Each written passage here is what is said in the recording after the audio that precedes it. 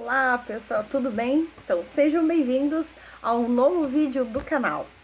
Hoje eu vou comentar, nós vamos falar sobre o relatório de análise de impacto regulatório da NR4, ou seja, as sugestões e o que está por vir aí da atualização da NR4, que faz parte lá do programa do governo de simplificação das normas regulamentadoras.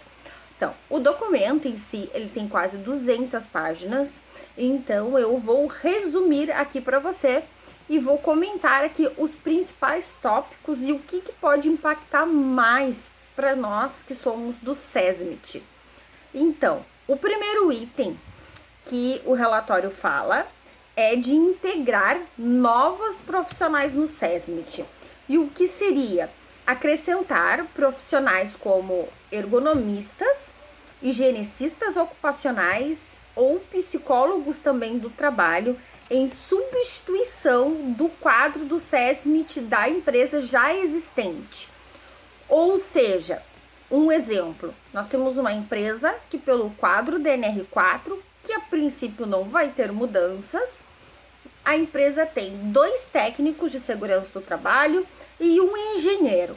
Por exemplo, a empresa, se ela quiser, ela pode optar por substituir um desses 3 membros por um outro profissional desses casos que eu falei, né? O higienicista, o ergonomista ou o psicólogo, tá?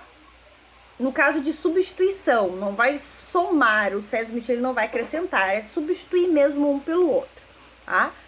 Eu sinceramente acho que isso pode impactar mais em relação aos engenheiros do que para os técnicos de segurança do trabalho. Porque vamos pensar assim, ó, um ergonomista, né, que foi uma pessoa que fez uma especialização, que ele já tem uma graduação e fez uma especialização, um psicólogo, acredito que dificilmente ele vai querer aceitar, digamos assim, um salário de um técnico de segurança, né, para substituir um para o outro. A não ser, claro, que a empresa queira fazer essa substituição e esteja disposta, né, a aumentar, né, digamos, esse custo, vamos dizer assim, né, o valor desse salário, né. Então, acho mais fácil eles aceitarem mais um salário mais parecido com o do nosso engenheiro. Mas não temos como saber também, né? Tudo vai depender do que a empresa quer e do que ela procura. E a norma vai deixar essa decisão para a empresa. Ela vai possibilitar essa substituição. Pelo menos a princípio é o que diz o relatório. Vamos ter que aguardar, né? Sair pelo menos a versão lá da nova NR4, tá? Esse seria o primeiro impacto. O segundo impacto, que já está gerando bastante burburinho aí, é a terceirização do SESMIT. Sim, ela fala da terceirização do SESMIT. Mas assim, ó, não é bem como estão falando, pelo menos no meu entendimento. Vou ler para vocês exatamente como é que está escrito lá no relatório, tá? Um parágrafozinho, um trecho, para vocês entenderem do que eu tô falando. Diz assim, ó, assim, essa ação acarreta alteração da NR4 para contemplar o atendimento dos trabalhadores terceirizados pelo SESMIT da tomadora, quando eles não forem atendidos por SESMIT da contratada. Então, isso poderá levar ao aumento do número de profissionais contratados pelo SESMIT. O que isso quer dizer, Andressa?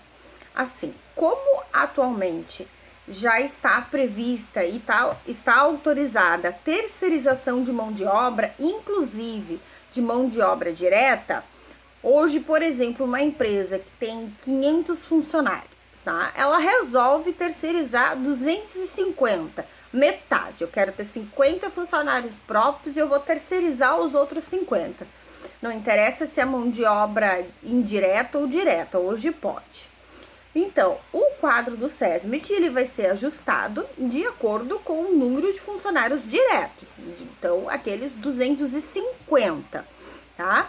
Agora, suponhamos que os outros 250, a empresa contratou um pouquinho de cada empresa, um pouquinho de cada um. Então, essas empresas, como são pequenas, elas não precisam constituir o SESMIT, né? Então, o que a norma prevê? Que eu posso contratar um profissional do SESMIT terceiro para gerenciar esses terceiros, entenderam? Porque na teoria, digamos assim, os 250 funcionários próprios, eles têm o SESMIT para cuidar deles. Agora, os 250 terceiros estão ali, ó, a contar com a sorte, digamos assim, né? A grosso modo falando. Então, em vez da empresa contratar um outro profissional do SESMIT direto, ele pode sim terceirizar, assim como terceirizou os outros, no caso, para cuidar desses terceiros. Tá? Então, sendo assim, gente, acredito que não vamos ter um impacto tão grande, né? Vamos dizer assim, vamos ter pessoas a mais sendo contratadas, né? Não a menos. Mas vamos aguardar, né? Ver como que vai sair no final, né? A norma. Outro ponto, né? Terceiro e último ponto, assim, dos principais ali que eu achei mais significativos para compartilhar com vocês, que seria a contratação de profissionais do SESMIT por pessoas que não são obrigadas a constituir SESMIT. Então, o que a norma diz? Ela pretende criar um outro quadro, tá?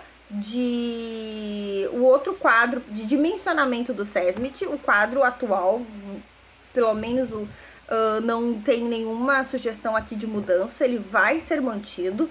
No caso, vai ser criado um novo quadro para dimensionamento de SESMIT para aquelas empresas que não são obrigadas hoje a constituir SESMIT, mas ela tem uma média, um índice de acidentes e doenças ocupacionais elevados, tá?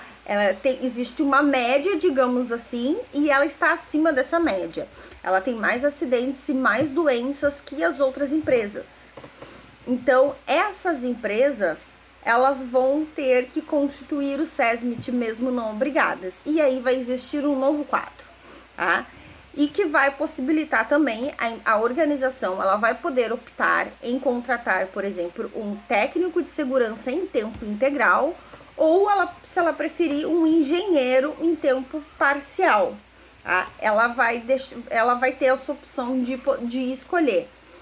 Então, essa opção eu acho que vai ser bom para dar mais oportunidade, né, para os membros do SESMIT, porque são empresas que até então não precisavam constituir, e as que tiverem então esse índice de acidentes e doenças assim mais elevado, que não conseguem gerir, vão ter que constituir. Então isso pode ser que traga mais vagas e mais oportunidades aí para o nosso SESMIT, além de, é claro, né, ter uma pessoa trabalhando, né, para reduzir esses acidentes e essas doenças na empresa, né? Então vai ter alguém olhando por esses trabalhadores ali, né, dessa empresa que tá com um nível um pouco acima. Vai ter lá o anjo da guarda cuidando deles e trabalhando para fazer essa redução. O que vai ser de muito interesse da empresa reduzir isso, até por questões de FAP, né, enfim, e todas essas obrigações que vão surgir. Não, então vai estar aí mais uma oportunidade pra gente estar aí trabalhando e mostrando o nosso valor. Aí de repente vocês pensaram, mas daí a empresa ela contrata o técnico ou o engenheiro, ele vai lá, reduz esses acidentes e ela vai ficar desobrigada a ter o SESMIT, né, porque ela não vai estar mais com aquele nível elevado. Pode ser, mas também pode ser que a empresa veja o quanto que ela economizou tendo esses índices baixos, economizou por questões até de FAP, economizou até por questões de custos mesmo de acidente, né? O funcionário afastado é um custo, um transporte para um funcionário que se acidentou é custo, dependendo do tratamento, a empresa tem que pegar o tratamento, o medicamento para esse funcionário é custo, acidente é custo. E no momento que ela viu que ela reduziu isso, ela deixou de ter esse custo, se que ela queira manter, né? Ela vai continuar querendo não ter esse custo, e mantenha lá um profissional lá dando o apoio, mantendo esses índices abaixo. Até porque daí, se eleva, ele vai ter que contratar de novo, né? Então, eu acredito que, pelo menos acho mais fácil, né, manter lá a pessoa que já tá fazendo um bom trabalho, né? Então, essas foram as três, né, os 3 itens do relatório da NR4 que eu achei mais significativos e resolvi aqui compartilhar com vocês, para vocês não precisarem aí ler essa quase 200 páginas. Às vezes eu já fiz isso e aí tô compartilhando com vocês. Não esquece de se inscrever no canal e deixa aí o seu like aí para ajudar o canal também, certo? Então, até a próxima!